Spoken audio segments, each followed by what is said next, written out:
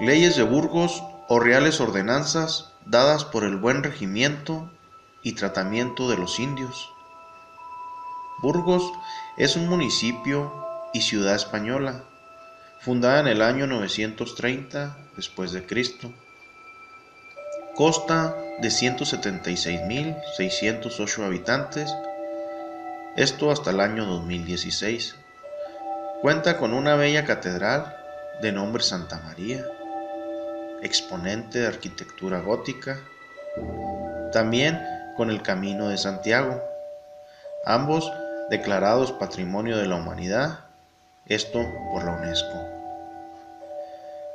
Es una ciudad de características industriales y con un gran turismo, lo cual la convierte en la ciudad número 18 en economía de la nación española. Todo esto es para ubicarnos en la ciudad de Burgos, donde se escribió y se redactaron las leyes de Burgos.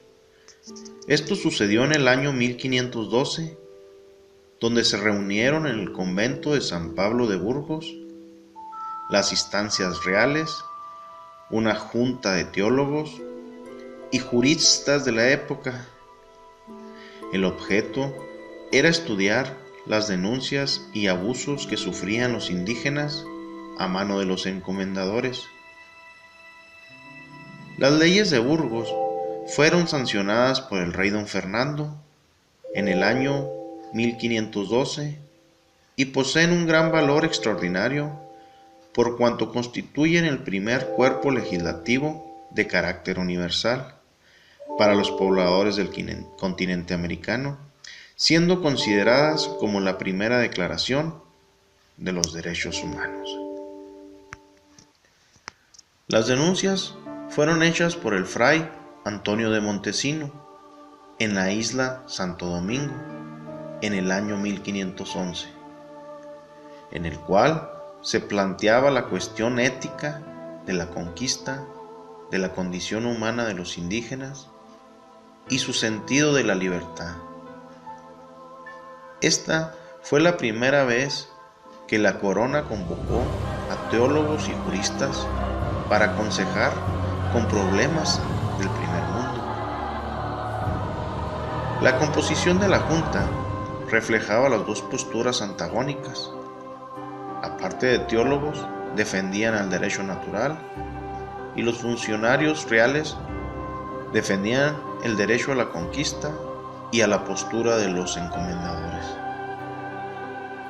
La Junta de Burgos celebró más de 20 secciones a lo largo del año 1512, por lo cual al final informaron al rey que la ley debería pasar, por la que lo denominaron 7 principios de buen gobierno y además pusieron 35 ordenanzas basados en proteger y humanizar al indígena, con el objeto de confirmar su propio estatus civil basado en la dignidad del trabajo y la libertad.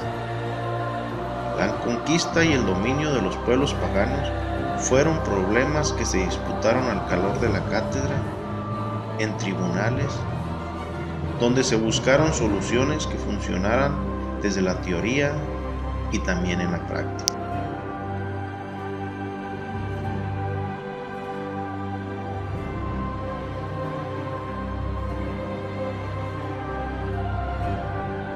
En el primer principio, la Junta de Burgos determinó que los indios son libres y por tanto debían ser tratados como tal, como ya lo habían ordenado en su momento los reyes católicos.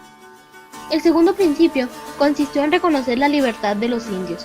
Con esto se aceptó su humanidad y su capacidad de aprender la doctrina cristiana. Así, la Junta mandó catequizar a la población antillana, como el Papa lo manda en su bula y vuestras altezas lo mandaron por su carta. El tercer principio respondía a los escrúpulos reales sobre si se podía imponer a los indios un servicio de trabajo obligatorio a favor de los encomenderos y la corona. La respuesta, como ya era de esperarse, fue afirmativa, y solamente se puso como límite que el trabajo obligatorio no fuera excusa para la instrucción de la fe y sea provechoso a ellos y a la república. Parte del producto del trabajo de los indios debía ser destinado a la corona por razón de señorío y servicio. Diego Colón y los encomenderos lograron justificar el trabajo obligatorio y lo colocaron dentro de un marco de legalidad aceptable para Fernando de Aragón. En el cuarto principio, se pretendió dejar en claro que la prestación de un servicio laboral obligatorio no debía confundirse con esclavitud. Así, los encomenderos no debían exigir trabajos excesivos. Una consecuencia del reconocimiento de la libertad natural de los indios era su capacidad para tener propiedades y cuidar de ellas. Así, en el quinto principio, los sabios juristas y teólogos indicaron que los antillanos podían tener casas y hacienda propia. Claro, que la extensión y cantidad de las propiedades debía pasar por el visto bueno de aquellos que gobiernan. La evangelización de los indios volvió a ser tema en el sexto principio. Se recomendó que los indios estuvieran en comunicación y contacto con los españoles colonizadores. Si seguían el ejemplo de aquellos en cuestiones de la fe, naturalmente se aceleraría el proceso de conversión. En el último principio, se recomendó pagar el trabajo obligatorio de los indios, pero no en dinero, sino en vestidos y otras cosas para sus casas. A partir de los principios anteriores, la Junta procedió a redactar las ordenanzas o leyes de Burgos. La encomienda fue una institución socioeconómica mediante la cual un grupo de individuos debían retribuir a otro en trabajo, especie o por otro medio, para disfrutar de un bien o de una prestación que hubiesen recibido. La institución de la clientela estaba establecida en la Europa romana desde el Bajo Imperio hasta principios de la Edad Moderna. Así, existía una relación de dependencia por la que el más fuerte daba protección al más débil. En el año 1500, Colón fue arrestado y Francisco explotaría las desavenencias de los colonos contra Colón y les ofrecería indios en encomienda y tierras a cambio de su apoyo contra el almirante. Francisco de Bobadilla se nombraría gobernador y tomaría posesión del palacio y propiedades de Colón en Santo Domingo. Posteriormente, Bobadilla sería relevado por Nicolás de Obando. Para Rodríguez de Morici, la encomienda fue una institución que permitió consolidar la dominación del espacio que se conquistaba, puesto que organizaba a la población indígena como mano de obra forzada de manera tal que beneficiaran a la corona española.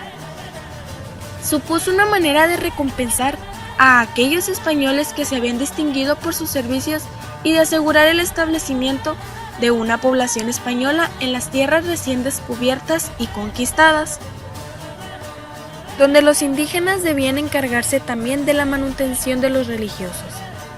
La encomienda de la colonización española de América y Filipinas fue establecida como un derecho otorgado por el rey desde 1523 en favor de un súbdito español.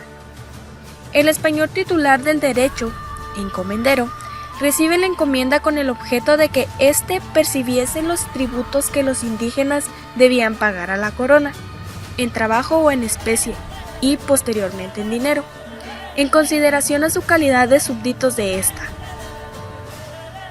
Ordenanzas de leyes de Burgos.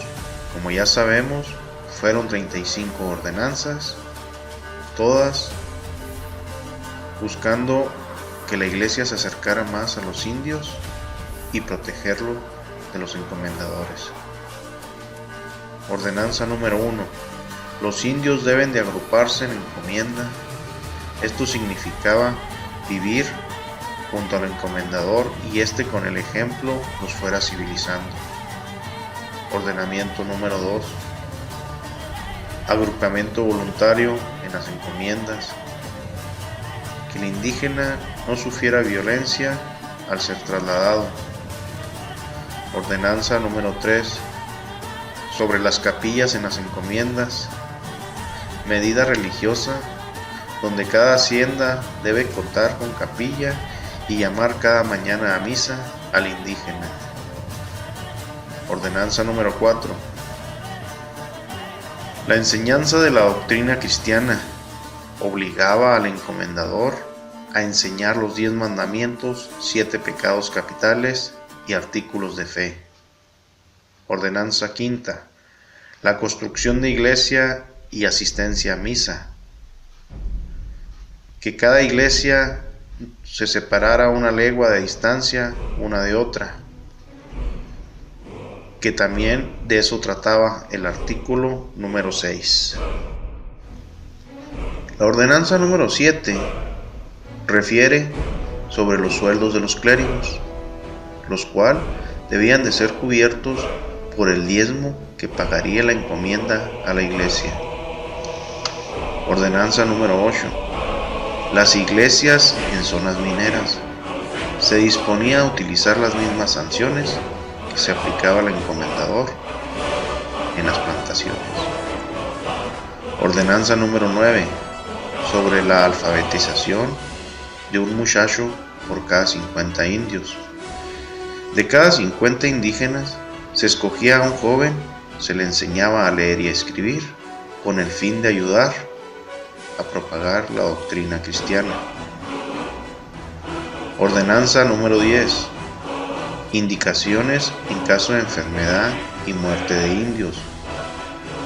Esta ley ordenaba el entierro a la usanza española y en caso de enfermedad el sacerdote obligaría a rezar y a decir el credo. Ordenanza número 11. Los cargadores. Esta ley prohibía a los españoles utilizar a los indios como cargadores a falta de animales de carga. Ordenanza número 12, sobre el bautizo de los recién nacidos. En esta ley, el rey ordena y manda a los encomenderos que hagan bautizar a todos los niños que nacieran dentro de 8 días. Ordenanza número 13, los indios de la mina.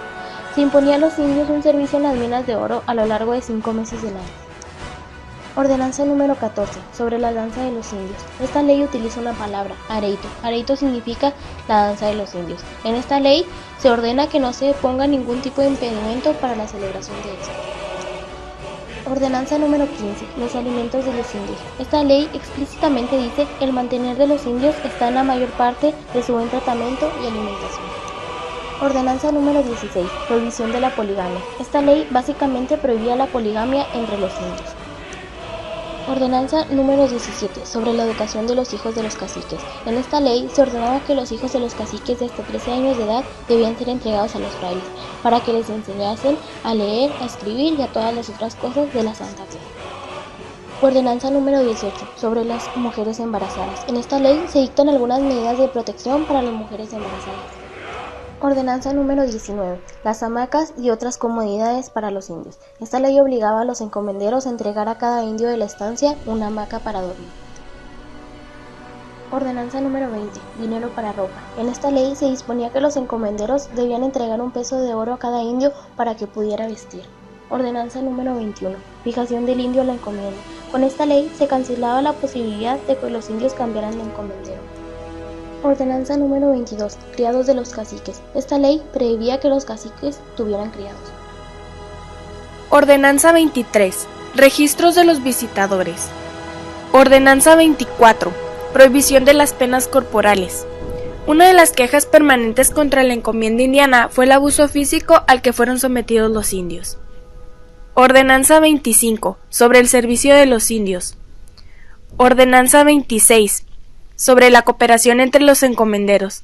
A pesar de ser una isla relativamente pequeña, la orografía de la Española dificultaba el intercambio de bienes y servicios. Ordenanza 27, sobre la catequización de los indios. Ordenanza 28, la sucesión de las encomiendas. Ordenanza 29, sobre los visitadores de las encomiendas. Ordenanza 30, sobre el nombramiento de los visitadores. Ordenanza 31, la visitar a los pueblos. Ordenanza 32, sobre los indios prófugos. Ordenanza 33, cada visitador debía tener una copia de las ordenanzas. Ordenanza 34, juicios de residencia para los visitadores. Ordenanza 35, número de indios por encomienda.